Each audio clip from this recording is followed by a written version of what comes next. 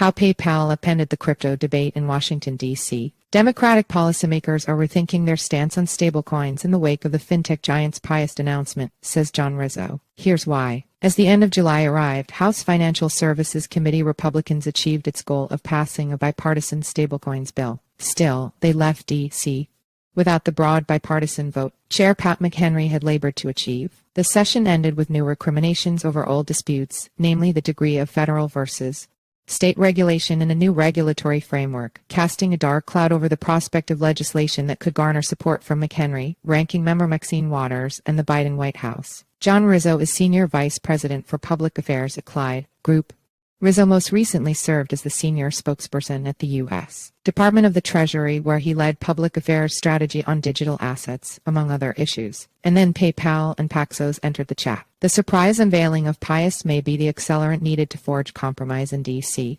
and bring about the legal enshrinement of a comprehensive regulatory framework for stablecoins. It may also represent a new, more aggressive strategy for how American fintech companies deal with the federal government and D.C.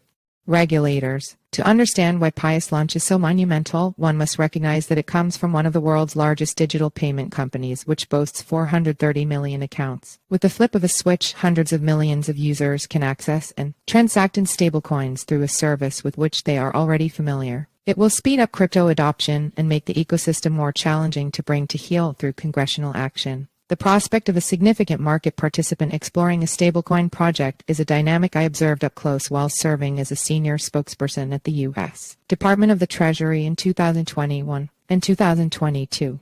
Those years saw the federal government attempting to implement a comprehensive regulatory framework for stablecoins in the backdrop of Meta's stablecoin project's failure during the summer of 2021 when it was announced. The project was known as Libra and Meta was called Facebook. Had it succeeded, would have presented two challenges which were discussed publicly at the time for the federal government to wrestle with. Libra's stablecoin would have launched when the U.S.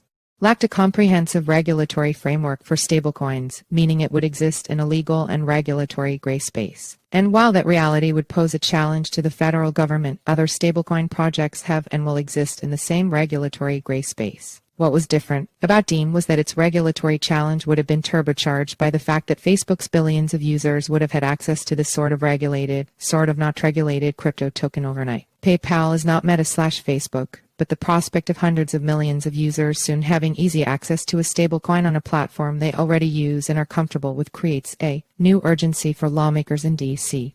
to reach a compromise on a regulatory framework for stablecoins that didn't exist when just a handful of Democrats voted in favor of Chair McHenry's stablecoins bill. Before PYUSD unveiling, the stablecoin market was somewhat steady, consisting of the same players and similar levels of adoption. Hundreds of millions of PayPal users will soon have a crypto asset closer to their fingertips. Democratic policymakers in D.C.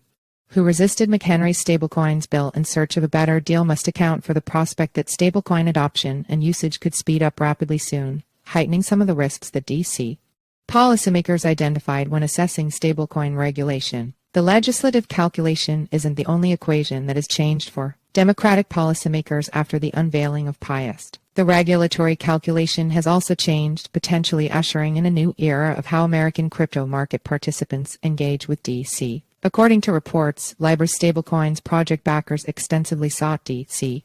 policymakers' approval before launching its token. On paper, it made sense. Unlike transportation policy, which Uber and Lyft showed can be changed by the force of will and mass adoption, financial services are highly regulated at the federal level. Forcing financial policy innovation without the pre-approval of regulators is daunting unless you operate in the one area of financial services primarily regulated by states. That's PayPal's ace in the hole. It's the reason it could partner with Paxos Trust and change the pool of potential stablecoin users overnight. Its core business, money transmission, is regulated through a state-by-state licensing regime, meaning the federal government's ability to impose a cost on PYUSD backers for launching a stablecoin without seeking prior approval is limited. The lobbying strategy for PYUSD may herald a somewhat new approach to D.C. by American crypto companies. Instead of asking permission, they're demanding a seat at the table and bringing with them potentially hundreds of millions of users who will speed crypto adoption and make stablecoins a part of everyday economic life. Having observed power up close during 14 years of federal service between Congress and a presidential administration, achieving a result in D.C.